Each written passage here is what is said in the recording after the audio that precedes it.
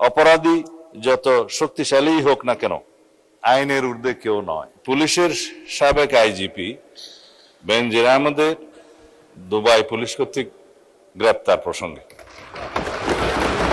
এই বিষয়ে আমি মহান জাতীয় সংসদকে অবহিত করছি যে বর্তমান সরকার দায়িত্ব গ্রহণের পর দুর্নীতি মামলায় অভিযুক্ত পুলিশের সাবেক আইজিপি বেনজির আহমেদকে গ্রেফতারের জন্য ইন্টারপোলের সাথে নিবিড়ভাবে কাজ করার জন্য নিয়োজিত পুলিশ হেডকোয়ার্টার্সের national central bureau NCB Dhaka কর্তৃক ইন্টারপোলে আবেদন করা হয়।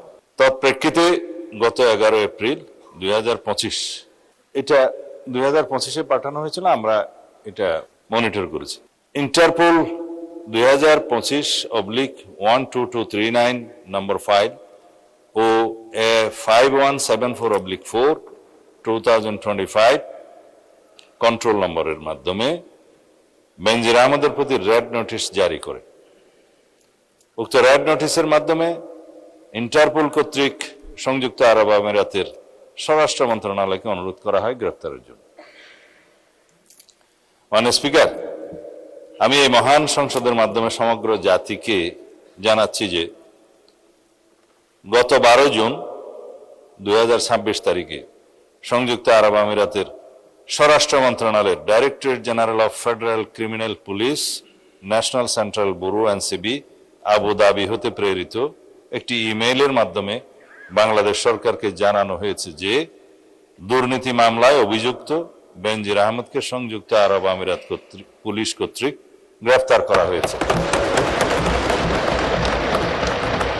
এবং তিনি বর্তমানে সেখানে আটক আছেন। মাননীয় স্পিকার, আমি এই মহান সংসদকে আরো অবহিত করছি যে এনসিবি আবুধাবি জানিয়েছে যে UAE federal law number 39 of 2006 অনুযায়ী গ্রেফতারের তারিখ হতে 30 দিনের মধ্যে কূটনৈতিক চ্যানেলের মাধ্যমে আনুষ্ঠানিক এক্সট্রাডিশন রিকোয়েস্ট প্রেরণ করতে হবে। উল্লেখ্য, বেনজির আহমেদের বিরুদ্ধে দণ্ডবিধির 420, 467, 468, 471 and 109 সেকশন এবং 1947 এর দুর্নীতি প্রতিরোধ আইনের সেকশন 5/2, 26(2) এবং 27(1) এর এবং বাংলাদেশ পাসপোর্ট অর্ডার 1973 এর 11 ধারার মানে সেকশন 11 এর মামলা বিচারাধীন রয়েছে। উক্ত বিষয়ে এনসিবি ঢাকা ইন্টারপোল চ্যানেলের মাধ্যমে রেড নোটিশ প্রকাশ, আন্তর্জাতিক সমন্বয়, বিদেশি কর্তৃপক্ষের সাথে যোগাযোগ এবং গ্রেফতার পরবর্তী ফলো আপ কার্যক্রম সম্পন্ন করেছে।